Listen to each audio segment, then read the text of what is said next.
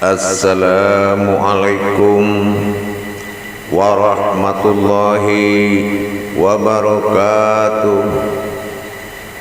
Alhamdulillahi rabbil alamin. Assalatu wassalamu ala asrafil anbiya'i wal mursalin Sayyidina wa maulana Muhammadin. Ashhadu an la ilaha illallah wa ashhadu anna Muhammadar Rasulullah. Allahumma sholli ala Sayyidina Muhammadun mustahabbihil wal ikram ya wal jalil wal ikram. Alhamdulillah, marilah sama-sama kita panjatkan segala puji syukur kita kehadirat Allah Subhanahu wa taala atas limpahan karunia rahmah dan hidayahnya, serta dengan izinnya jugalah kita dapat menjalankan segala perbuatan amal dan ibadah dunia dan akhirat, zahir dan batin. Tak akan pernah bosan-bosannya kita, marilah sama-sama kita panjatkan salam dan salawat kita kepada junjungan kita Nabi Allah, Nabiul Akhirul Zaman, Rasulullah Muhammad sallallahu alaihi wasallam. Atasnya limpahan salawatnya kita kalamkan. Allahumma sholli ala Sayyidina Muhammad wa ala ali Sayyidina Muhammad. Para hadirin, para jemaah semua yang dirahmati Allah rahimakumullah. Bertemu lagi kita dalam tayangan dalam menggali amal ibadah yang hakiki, dalam tayangan berbagi wawasan ilmu pengetahuan tentang amal dan ibadah. Bertemu lagi kita dalam channel Buya Pasaman Timur dalam makom Majelis Zikir Ma'rifatullah. Dalam kesempatan ini insya Allah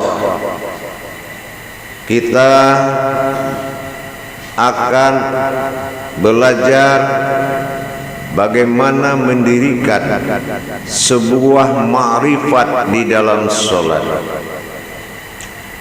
Di dalam pelajaran tayangan yang telah lalu, kita sudah belajar memahami tentang hakikat daripada sholat.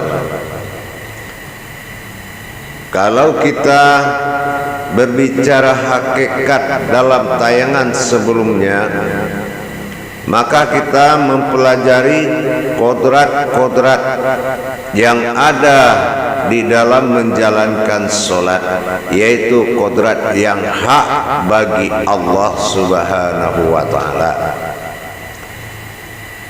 Tapi dalam kesempatan ini kita akan mengkaji tingkat tarikat dan ma'rifat sebuah solat menuju pensaksian dalam kerangka fardu ain. Kita pernah mengkaji hakikat dari kata fardu ain ini adalah fardu itu wajib, ain atau pandangan dalam kalam ibadah disebut dengan pensaksian. Kalau kita berbicara tentang pensaksian atau syahadat yang kita bawa ke dalam sholat, tidak terlepas daripada hakikat inti solat dalam hukum makrifat disebut dengan menyaksikan diri yang bersaksi. Kalau sudah terjadi sebuah pensaksian di dalam ibadah, maka kita akan mengalami tingkat kekusukan. Di dalam tayangan sebelum ini kita sudah mendapatkan sebuah kajian tentang kodrat solat, kodrat diri di dalam solat. Baik itu yang dikatakan diri fanafilah menuju alam bakopilah, menghadap kepada Allah yang bilah. Tetapi perlu dipahami, ada diri yang sifat bagi Allah dikatakan nur, ada diri yang kodrat bagi Allah dikatakan zat atau rohani bagi diri. Tetapi diri yang akan bertajali ke dalam azalinya Allah tersebut adalah diri yang akan disaksikan. Kalau diri fanafillah bersandar nur pada sifat Adam, bersandar rohani zat Allah pada sifat diri, maka itu dikatakan diri yang menyaksikan. Nah, sekarang diri yang akan berbuat dan bertajali kepada bilahnya Allah dalam qalbi kita, inilah yang dikatakan diri halus atau diri sifat bagi Allah, yaitu yang dikatakan dengan diri yang kata-kata ihsan.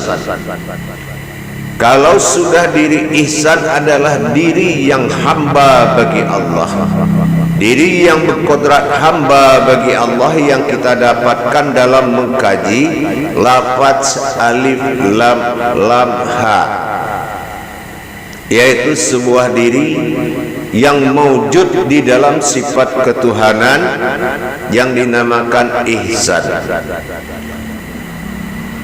Sekarang para jemaah dan para hamba Allah yang dimuliakan Allah, dalam kajian makrifat dalam solat ini, bagi yang belum memahami, bagi yang belum mengerti, belajarlah dan jangan menista jalan-jalan kebaikan dari Allah dengan faham-faham kita yang belum sampai ke tingkat pemahaman makrifat solat. Kalau tidak paham, belajar. Kalau tidak tahu, cari guru. Kenapa? Setiap yang kita tadabbur di dalam solat itu adalah mengangkat derajat solat itu, nilai daripada sebuah solat. Bukan hanya sekedar tahu, tetapi meningkatkan derajat ibadah kita kepada Allah dengan berjalan dan mempelajari lebih dalam lagi. Jadi bagi para pemirsa, para pendengar, para jemaah yang belum paham ke jalan seperti ini, belajarlah dulu. Karena pada hakikatnya ibadah itu bukan pergelutan akal dan iman saja, tetapi membutuhkan kodrat dan pandangan yang langsung kepada Allah Subhanahu wa Ta'ala. Disinilah dikatakan syahadat itu wajib terjadi di dalam solat. Apapun yang kita pertanyakan, apapun yang kita tuntut di dalam ilmu solat, bahwa sesungguhnya adalah mengalami proses syahadat, yaitu tauhid, nyata kita ada berhubungan, tafrid, mengalami dalam menjalankan, tajrid, dan merasakan di dalam menjalankan. Nah, untuk mendapatkan hakikat diri tersebut, dua diri sudah terjabah dalam kodrat kajian di sifat, yaitu berdirinya tubuh fana sifat. Bagaimana tubuh fana filah ini berdiri, dalam kajian hakikat kita sudah bahas. Tapi menghadirkan diri bukanlah arti kata kita bisa menghadirkan diri dikala solat itu terjadi. Nah, disinilah para jamaah kita harus belajar bagaimana caranya kita mendapatkan diri yang batin tersebut, yang akan dihadapkan kepada Allah di dalam pensaksian diri kodrat. Para jemaah yang dirahmati Allah rahimakumullah, bagaimana caranya kita menghadirkan diri sir bagi Allah atau diri Rabbani bagi diri yang kehambaan Allah di dalam menjalankan ibadah. Apakah diri itu terjadi setelah kita sholat, atau dalam sholat, atau kita dapatkan sebelum kita sholat? Para jemaah yang dirahmati Allah rahimakumullah, para hadirin yang dicintai oleh Allah,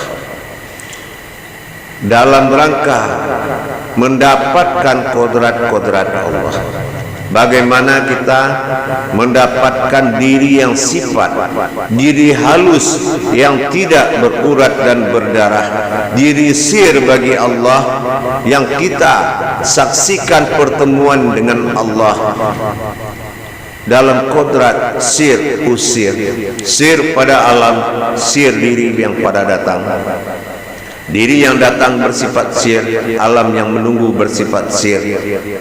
Kalaulah memang mukasyafatullah itu adalah syarat yang wajib terjadi dalam solat, yaitu pertemuan dengan Allah subhanahu wa ta'ala, mana diri yang harus kita bawa? Nah, di sini saya akan membawa jemaah para hadirin untuk mendapatkan diri tersebut, yaitu diri yang hakikat atau diri yang tersirat, itu dinamakan diri Rabbani. Saya akan membuka bagaimana mengamalkan dalam rangka bertakarub kepada Allah, menghadirkan diri yang tersirat, diri yang sir bagi Allah, yang akan kita saksikan di dalam kolbi kita dalam rangka pedoman bagi dua diri yang berupa kodrat rohani dan nurani. Kalau diri batin, diri sir itu rukuk, maka rukuklah diri rohani dan nurani, diikuti pertanda oleh jasmani. Kalau diri batin itu berdiri, maka berdirilah tiga diri lagi yang ada di dalam jasad, yaitu nurani, rohani di dalam makom jasad. Itulah yang akan kita ikutkan.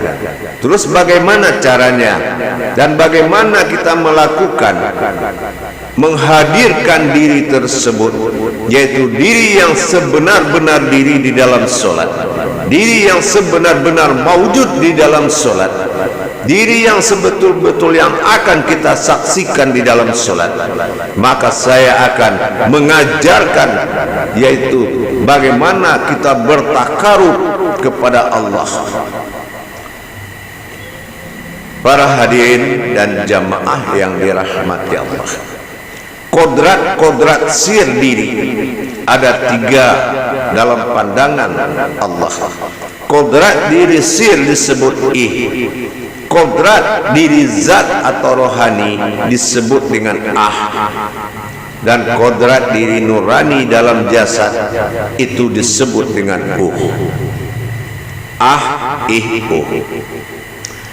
Dalam hal ini, tiga daripada sifat alif tadi, tiga daripada kodrat alif tadi, kita harus menjalankan, yaitu yang dikatakan dengan takharub.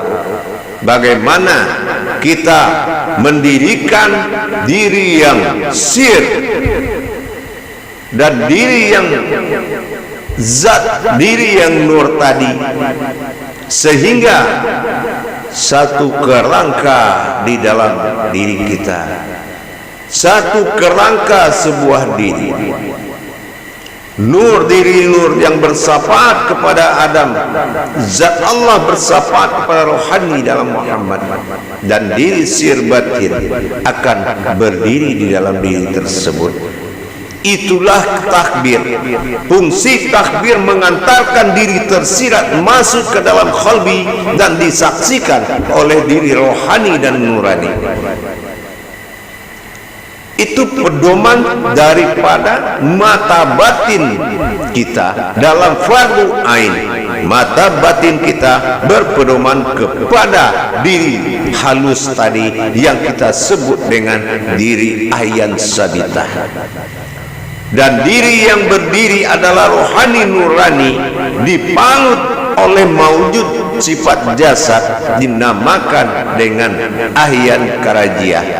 Ahyan karajiah adalah jasad yang seperti yang saya bilang, yang duduk di dalam kaca. Itulah yang berhak membungkus diri nurani dan rohani tadi. Maka terjadilah perbuatan ahyan karajiah, yaitu melihat ahyan sabitah dalam mencapai Allah Subhanahu wa ta'ala. Para jemaah yang dirahmati Allah rahimakumullah, pelan-pelan kita belajar dalam rangka thalabul ilmi, ilmu tauhid seperti ini, dalam jangka bertajali dalam makom tasawuf, dalam bermakrifatullah dalam makom tauhid. Hati-hati dalam menetapkan seorang pemimpin dirimu. Kenapa? Syahadat telah dikunci dengan syahadat tauhid, tafrid dan tajrid.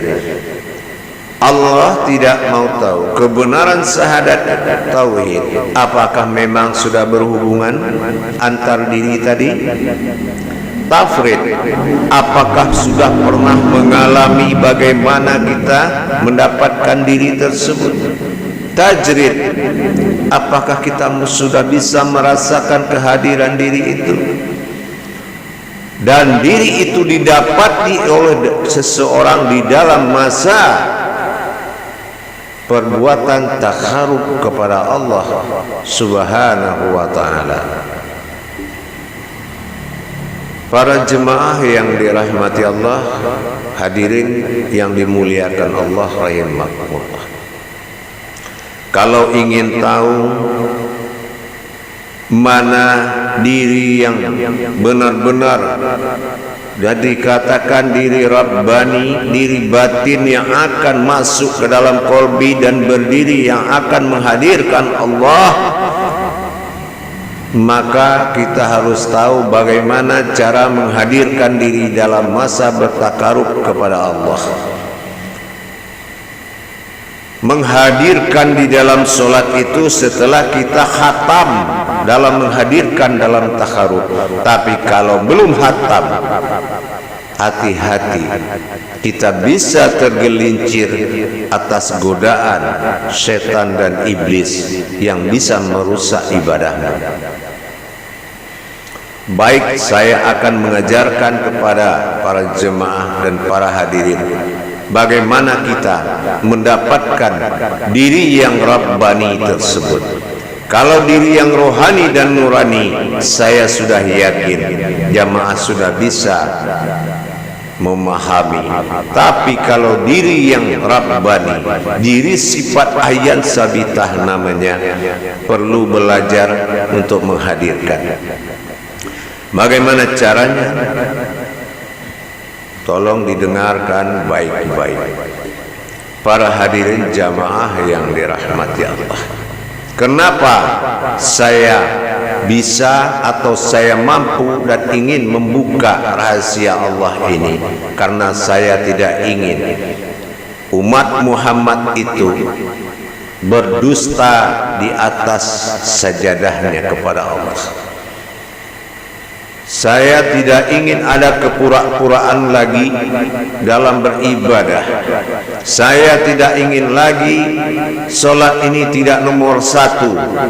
Saya tidak ingin lagi tidak ada yang tidak bisa solat. Percuma umur 1000 tahun, pengalaman berjuta-juta tahun, tapi tidak bisa mengenal jalan dirinya sendiri. Para jemaah, para hadirin yang dirahmati Allah, selesai melakukan ibadah solat subuh, dengar baik-baik para jemaah sekalian, setelah selesai melakukan ibadah solat subuh, ingat, zikir takharuk ini adalah zikir yang tidak mempergunakan hukum-hukum zikir, maka dikatakan takharuk. Takharuk ini adalah mentajalikan sifat-sifat Allah pada diri, menggerakkan sifat-sifat Allah pada diri, menghadirkan sifat-sifat Allah pada diri. Setelah kita melaksanakan solat subuh, duduklah dengan tenang, seperti apa yang pernah kita ketahui dalam mengkaji sifat ala fizzat di dalam qalbi, 7 tingkat alam di dalam alam qalbi ini. Maka kirimkanlah napasmu ke dalam alam terakhir, yang mana di situ kosong, sukun, tidak ada sesuatu makhluk, tetapi ada sesuatu di dalam. Maka sampailah ke dalam. Setelah itu angkatlah, bawalah rahasia kodrat rahasia Allah itu dengan bernapaskan diturunkan dengan mulut, bernapaskan karena kalau yang bernapaskan menurunkan napas, maka dia pasti mencari rahasia Allah, diri sir yang disebut Setelah kita turunkan menjemput rahasia diri batin itu tersebut, kodrat batin tersebut, di saat itu dia belum menjadi sebuah diri, maka kita angkat. Begitu kita tarik napas, kita mengeluarkan napas, mengangkat ke atas ubun-ubun kita, maka begitu kita menaikkan napas kembali, maka sesungguhnya sifat bagi Allah, rohani bagi Muhammad, zat mutlak pada sifat wujud, yaitu rohani diri kita, disusul zat rahasia, zat sir tadi disusun oleh zatnya ya. Begitu telah disusul oleh maka di atas bertemulah dua kodrat yang disebut kodrat sir dan yaitu kodrat halus dan zatnya Allah. Setelah sampai di atas bertemu, dinamakan dengan sifat kabir bagi Allah, maka ditarik turun kedua-duanya dalam satu jalan. Diri sir masuk ke dalam kolbi, dan diri atau zat masuk ke dalam jasad. Diri yang masuk menjadi nyawa, diri zat masuk menjadi kodrat, keluar menjadi kodrat, meliputi sekalian alam, dan nur bersaksi atas itu. Nah, dikala kita bertajali dengan sifat dia turun dan dia naik, menaikkan sifat tajali daripada diri sir tadi dengan kalam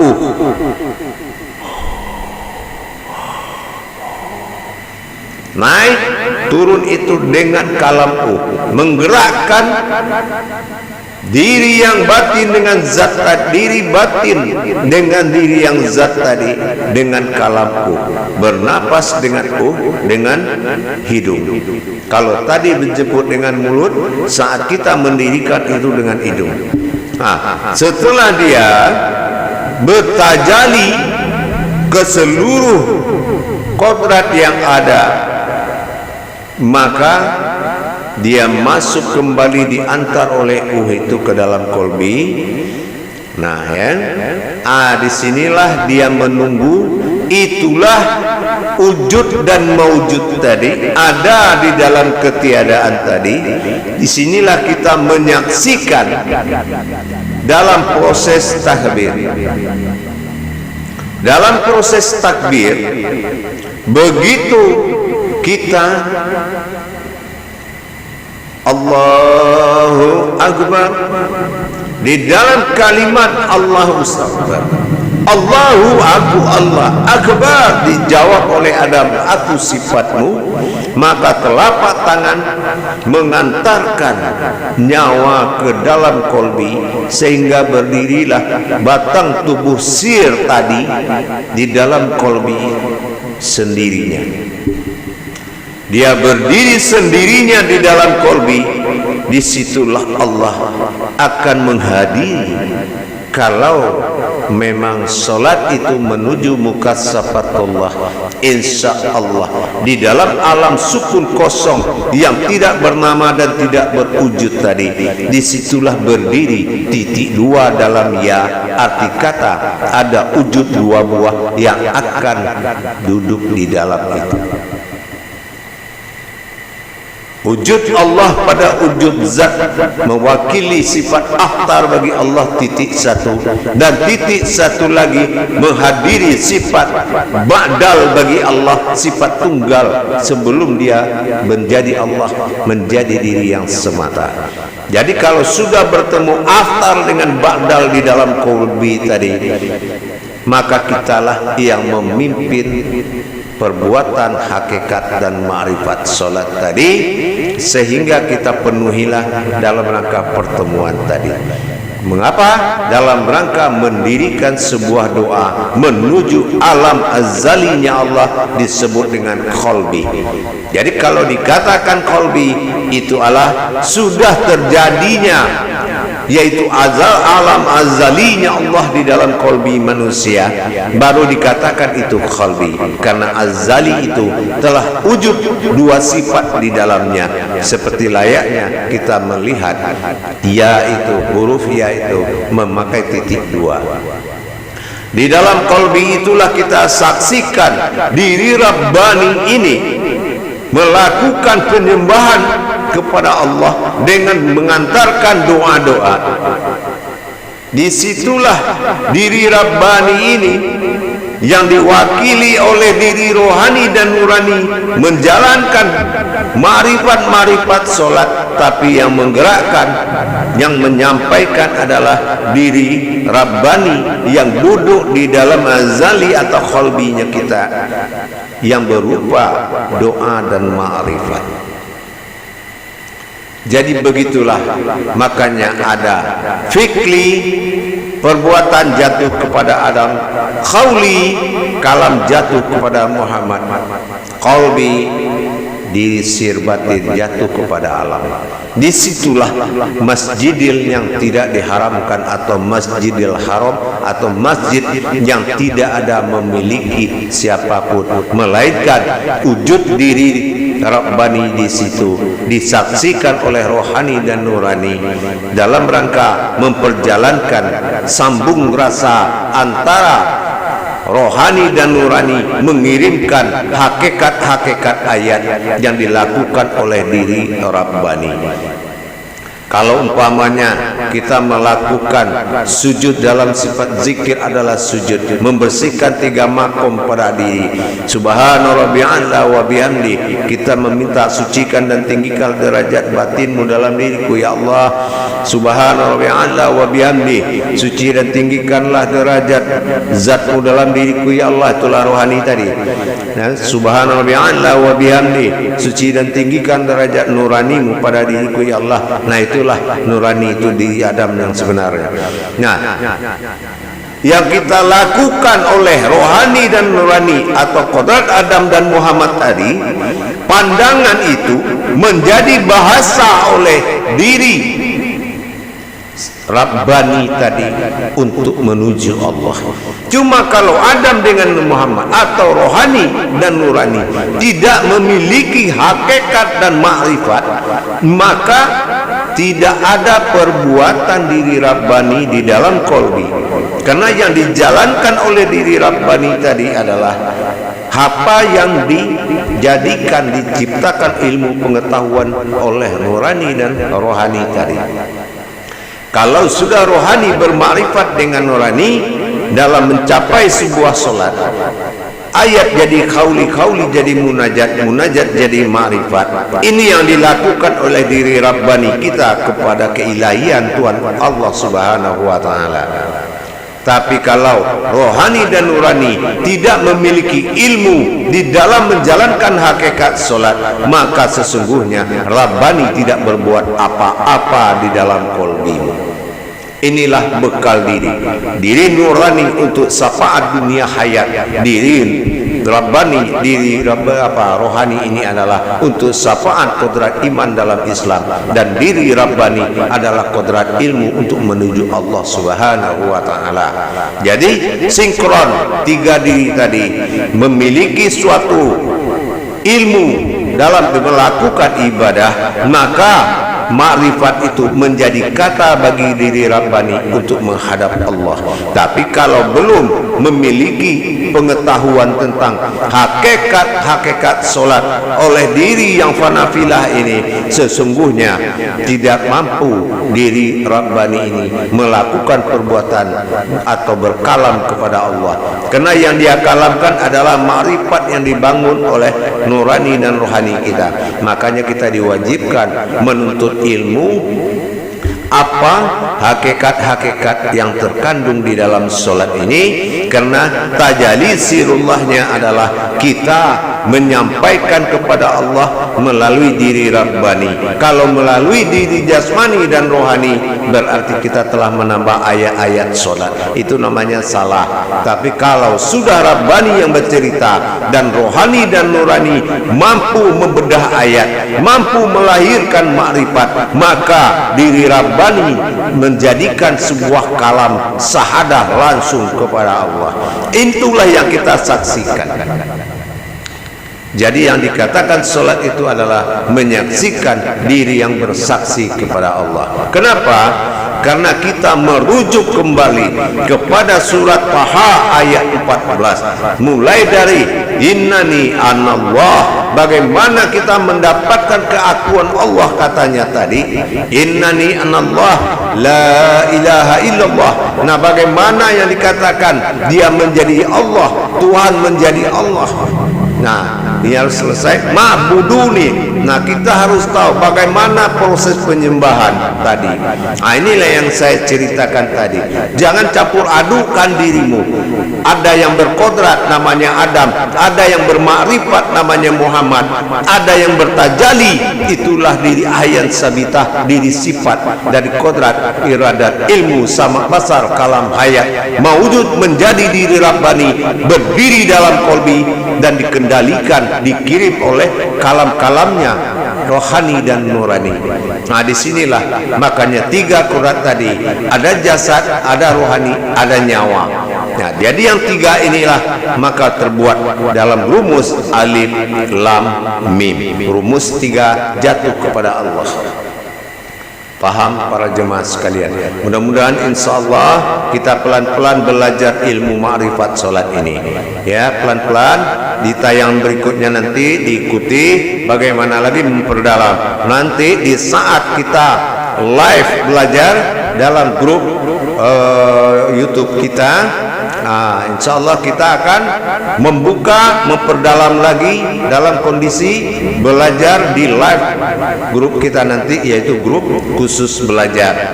Jadi tidak hanya sebatas menyampaikan, tapi kita harus masuk belajar ke tingkat mendirikan. Kenapa? Syahadat itu bukan sebuah pengakuan saja, tapi wajib sampai ke tingkat tafrid dan tajrid, sampai ke tingkat merasakan dan mengalami.